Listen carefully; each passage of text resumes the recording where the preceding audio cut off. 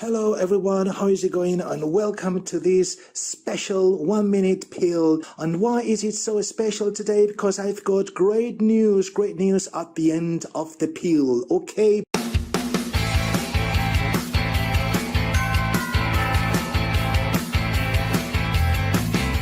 Today on my Fluent podcast, we're going to catch up with Alvaro, who you may already know from episode 84, how Alvaro overcame his stuttering.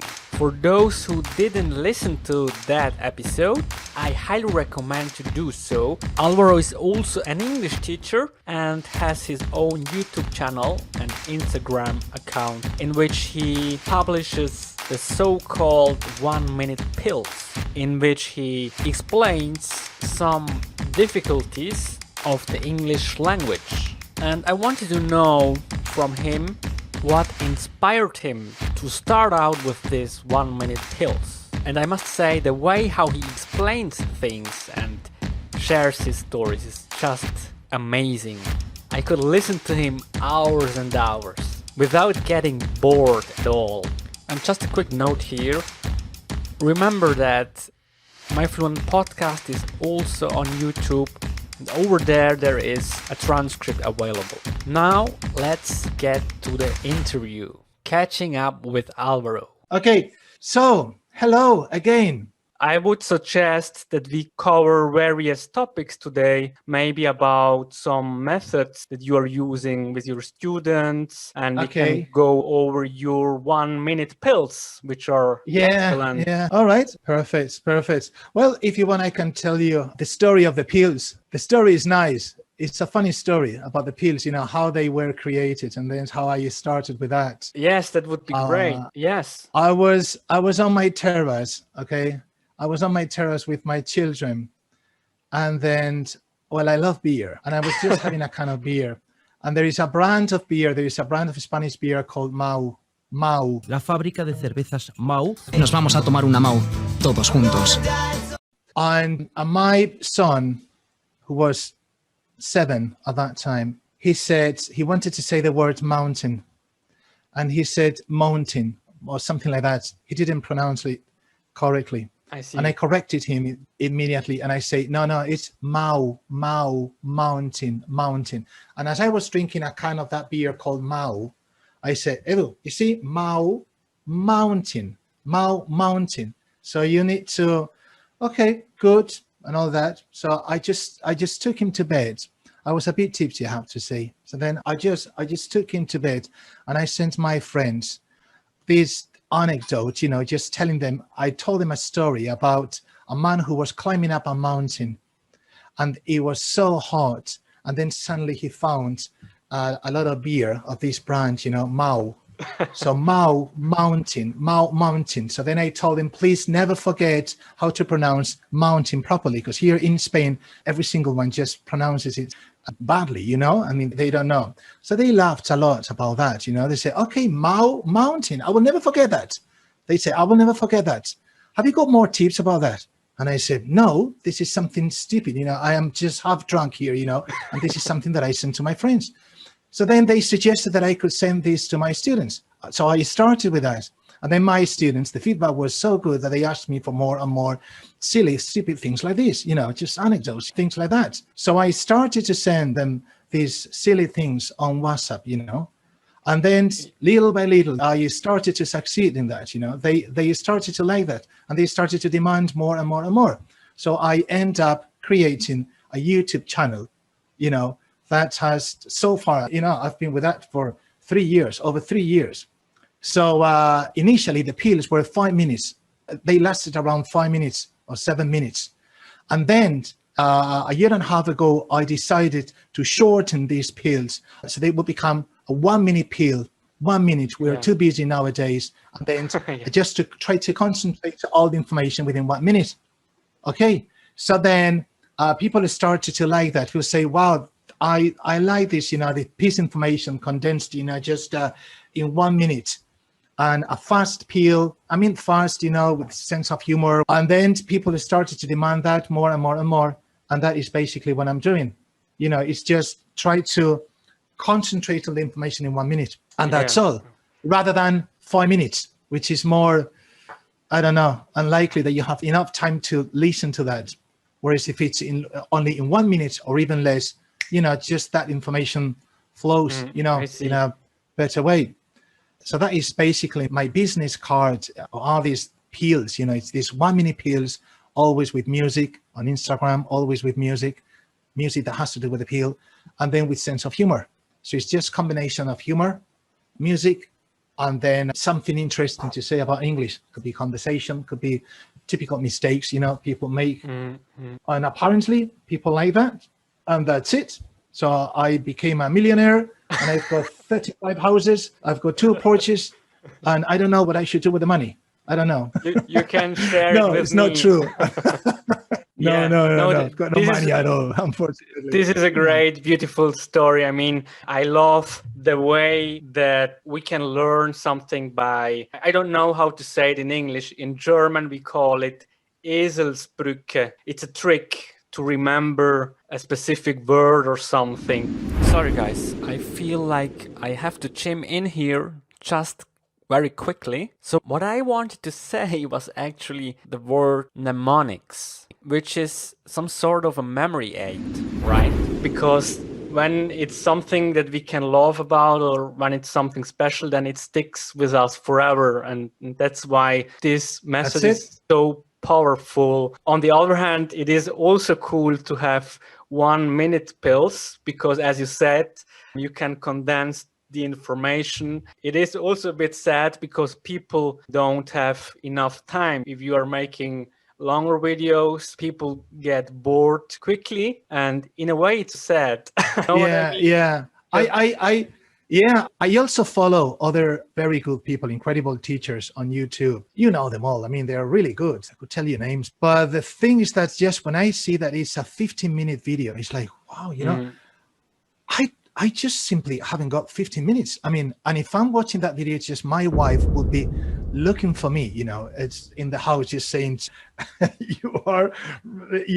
you're not doing what you should do, and then instead you're here in your cave just listening to videos, I mean, what I'm trying to tell you is that it's a quick world, and let's face it, and things that only last 1 minute, then the trick is just to do lots of things that last 1 minute, and then things related always to emotions. Something that's somehow, I don't know, strikes you. Something that, and then just try to find, well, this is what I try to do. I'm not saying that I always achieve that, but that is always, I try to do that, and that's it. Lots of short stories, lots of them, but short. I don't know. Apparently, that is the good thing. Yeah, I was really amazed. And for example, there was this pill about Iron Maiden. I don't know if I pronounce it correctly. That was a good one, because I struggled a lot with this. For me, that was a good one. That was a good one. Always been Iron Maiden with an R, and then you told us in your pill that actually it's not Iron Maiden. It's just face it. Admítelo. Just admit that you don't know how to pronounce Iron Maiden. Okay, you don't know. I'm sorry. It's a great band and all that, but very few people in this country know how to pronounce the words iron. Iron. En vez de iron es iron. Iron. Well, iron. It has. Iron. I mean, if you're very British, you could say iron. But but I don't. My English doesn't come from that. It's just iron, tired, Iron Maiden. But then, but then British people would say Iron Maiden instead of Maiden. They say table instead of table. So that. But the good thing is to provoke people, and that is something that I love. And then you just show the logo of this band, this incredible band. A lot of people know, and then the title of the pill is just when you state you don't know how to pronounce this, and then people say, "What? Who do you think you are?" Of course I know how to. And then, at least in Spain, I don't know about in Switzerland, in Spain, nobody pronounces it well. No one. No one. And I love that band, you know, and I should know it. I love it. I love it. But if you listen to the members of the bands, you know, to Adrian Smith or I don't know, Dickinson or whoever, Steve Harris, you're saying, listen, Iron Maiden, I'm Iron. They say kind of a, but it's good to not to focus. I mean, the thing is, when you teach English, not to focus on the same things that we've always been taught. I mean, and cultural things. This is a nice example, you know, just Iron Maiden.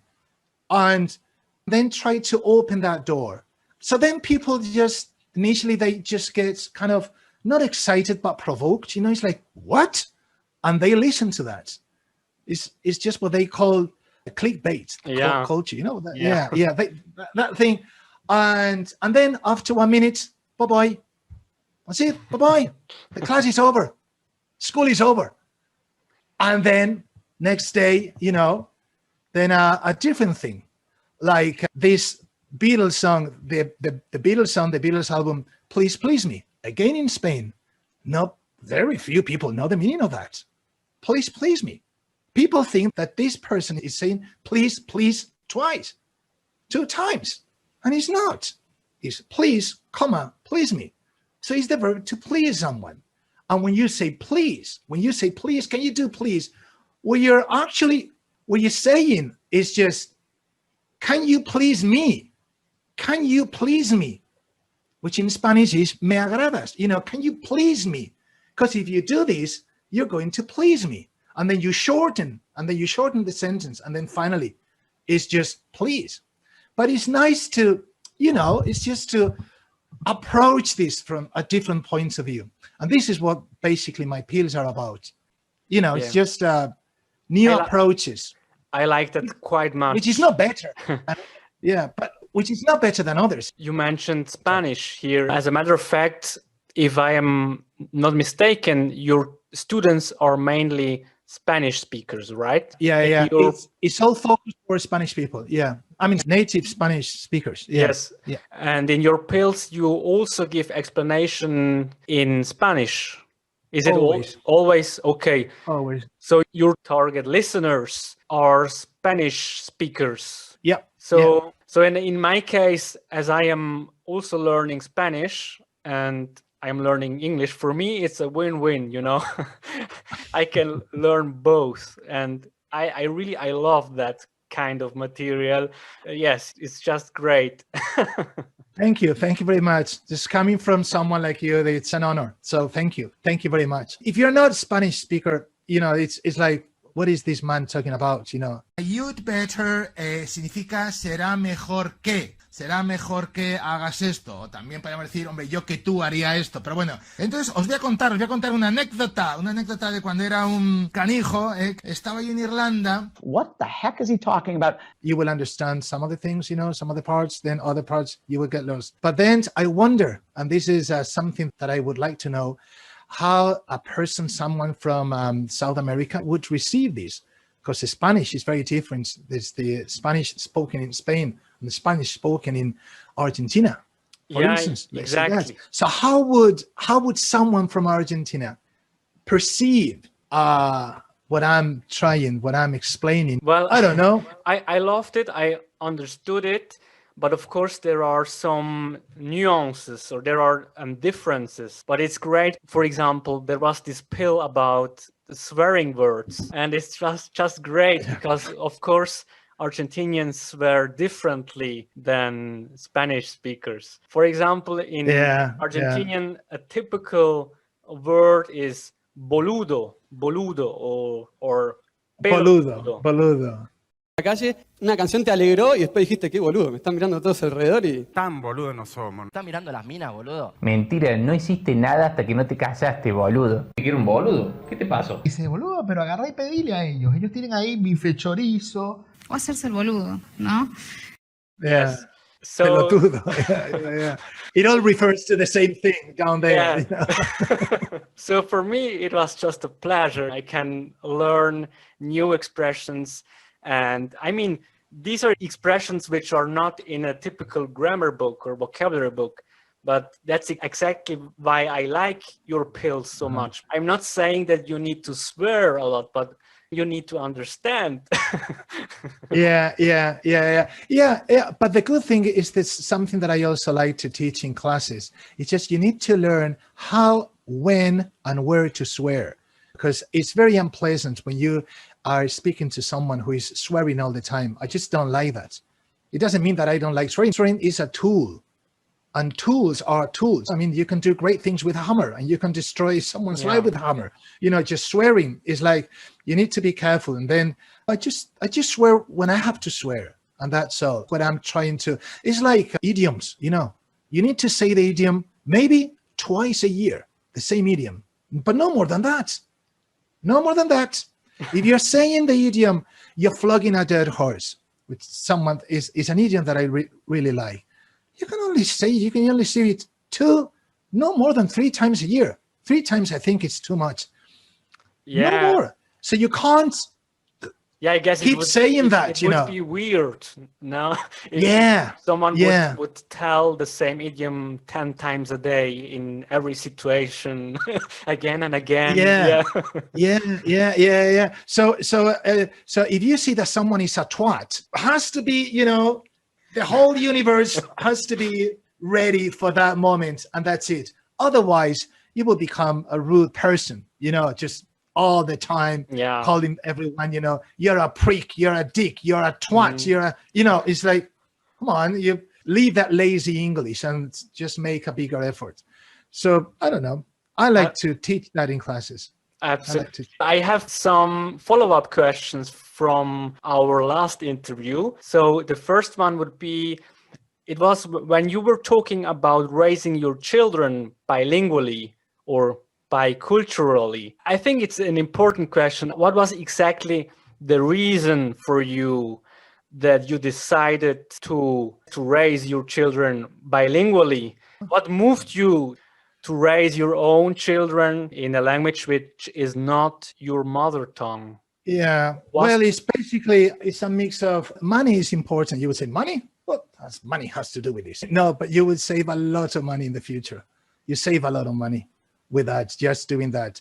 The brain, when you not study, because I haven't studied the human brain, you know, but when you read about brains, and I've read a lot, just like neuroscience and all that, then you see that there is a moment for everything.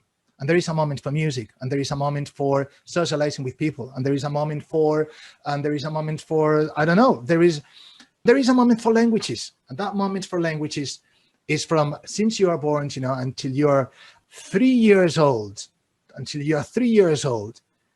that moment, every foreign language that you learn, it's not that you learn, because children don't learn. Children just live, and that's all. And if the tablet speaks a certain language, of course, obviously they don't know it's English. They repeat sounds, because it's not designed, you know, but we are prepared for repeating everything. I mean, we tend to repeat things and gestures and everything. So that moment when since he's born until he's 3 years old, that is the perfect moment, the easiest moment, the simplest moment for your brain to learn a new language. And this has been demonstrated. After this, if your children are not used to hearing a certain language after that, then they after that moment, after 3 years old, after 3-4 years old, when they turn on TV, their brain would say, I don't want to make that effort. If I'm speaking Spanish, everyone is speaking Spanish. I don't want to take that effort. I want to take a shortcut, and I want to go for Spanish. The good thing is that in my children and the children of my friends and the children of my friends that let me teach them about this, they say, Alvaro, thank you so much. Because this is the key, you know, when you're 1 year old, 2 years old, they start with the tablet. The tablet is a tool. I told you before, it's a tool. I don't mean that they become addicted to tablets. No. It's just 30 minutes. So it's just the moment that they see cartoons, and then through the tablets, everything has to be in English. English, French, Russian, whatever. In my case, English. And then it's incredible what happens in their brain. And then after 3 years old, then 4 years old, and then when they go to their friends' houses, when they go to other places, they see the same cartoons, but in Spanish. Perfect. Perfect. Go and see that in Spanish. Enjoy them, but not at home.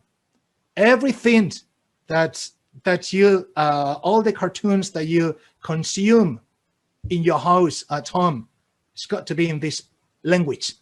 In this case, is English.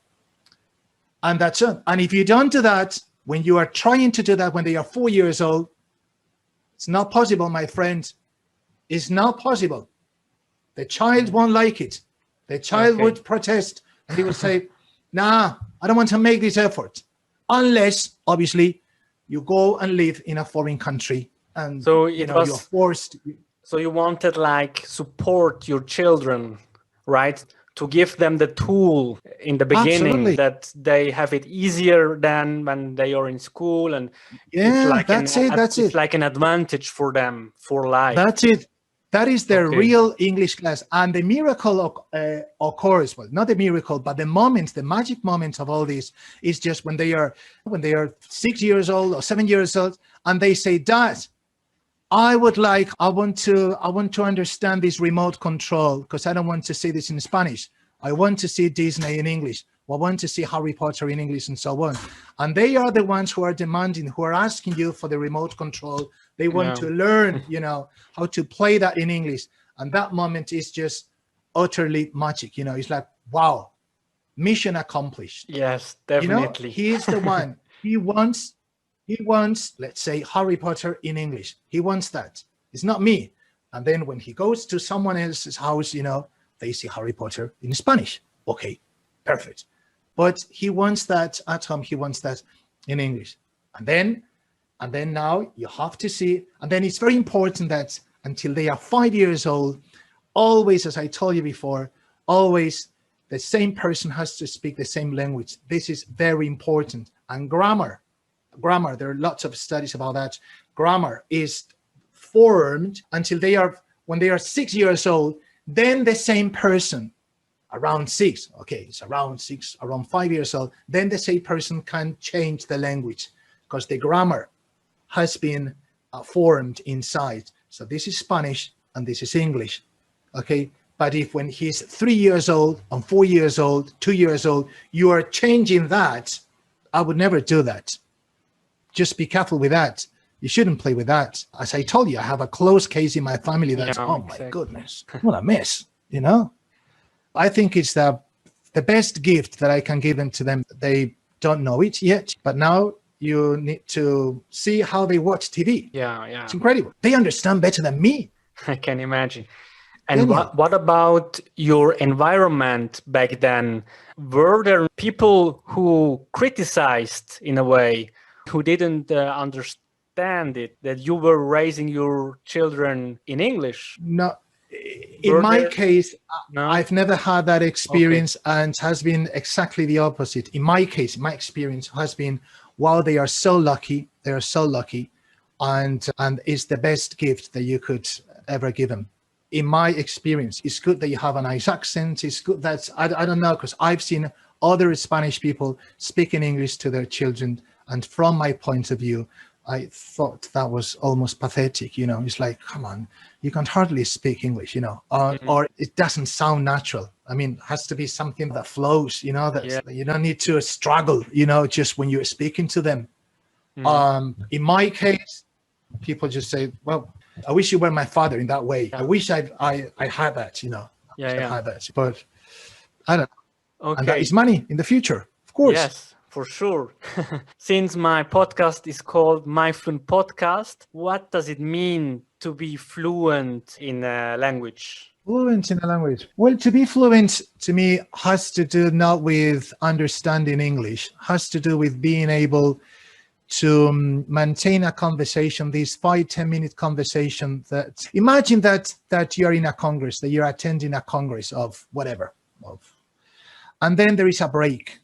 And then you go to the cafeteria and have a beer, have a coffee with someone, from these 5 minutes, 10 minutes that you are speaking to that person, and these places is where real business are done, in this, at the counter of a cafeteria.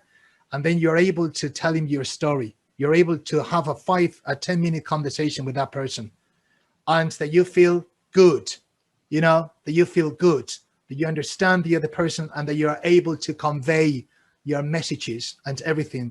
To me, that is fluent English. That moment that, wow, I was able to convey the message in a right way.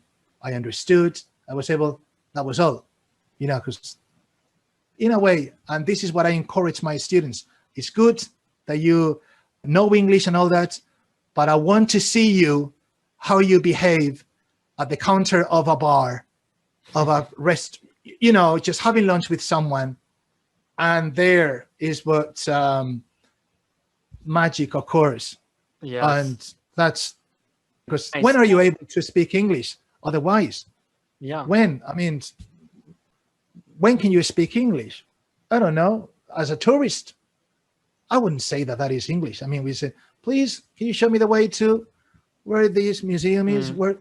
I don't know. It's just doing El Camino de Santiago, the way of St. James, this thing that's in Spain with other people, or just being able to have a beer with you for 15 minutes and then have a conversation. And then just express yourself in a fluent way without having longer gaps in between, or so that both can enjoy the conversation, maybe. And is it possible to become fluent in a month?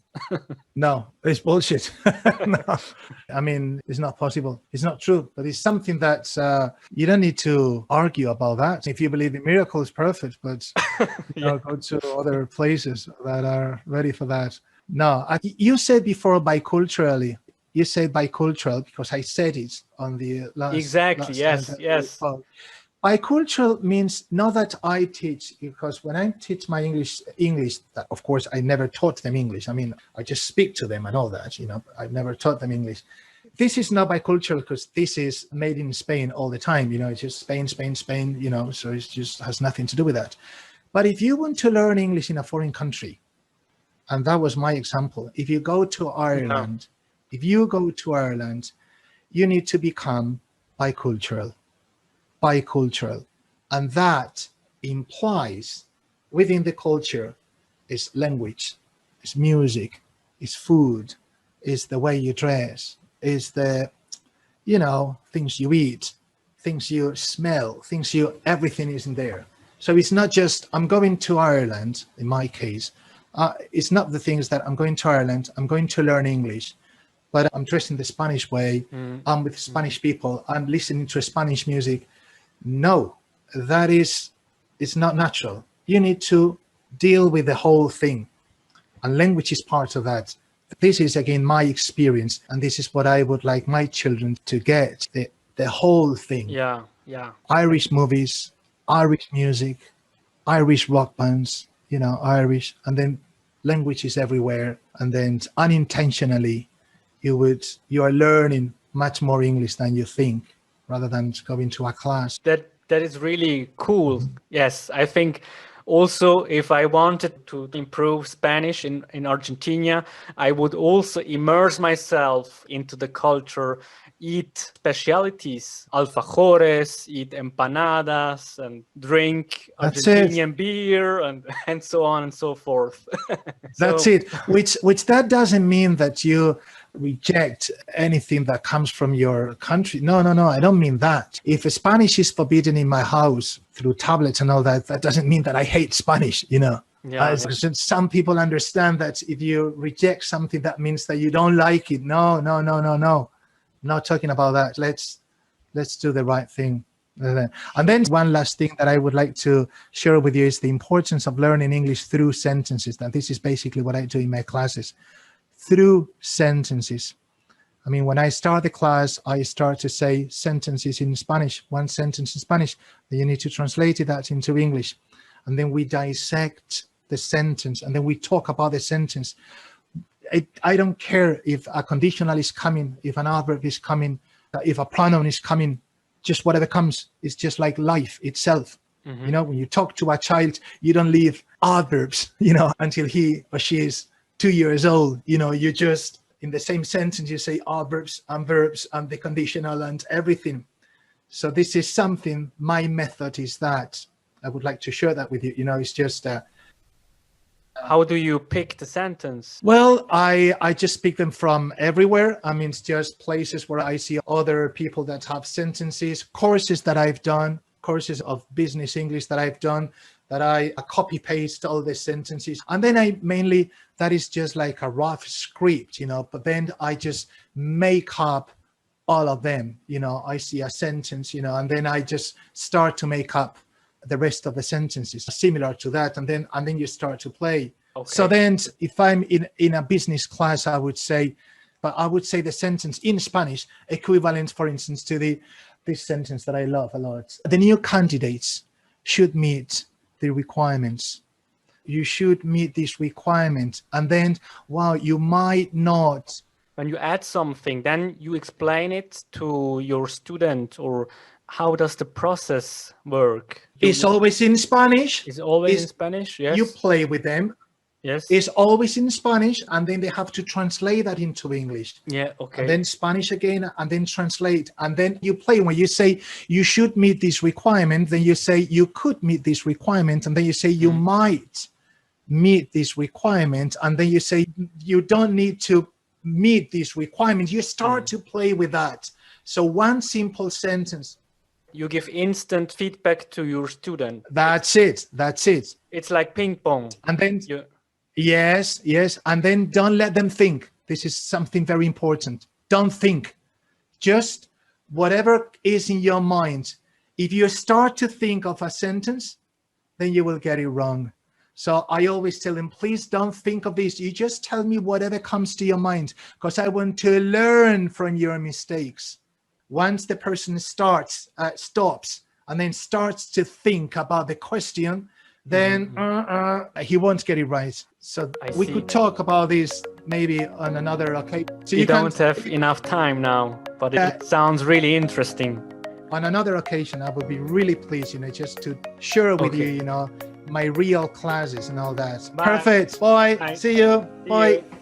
Thank you guys for listening. This was my Fluent podcast. I am Daniel. And as you could see, we didn't have enough time to finish up here, but that's not a problem at all, because you know what? This means that there will be another catch-up episode in the future, which is awesome. And then hopefully we will really dive into Alvaro's language learning methods and how he conducts his classes. Bye!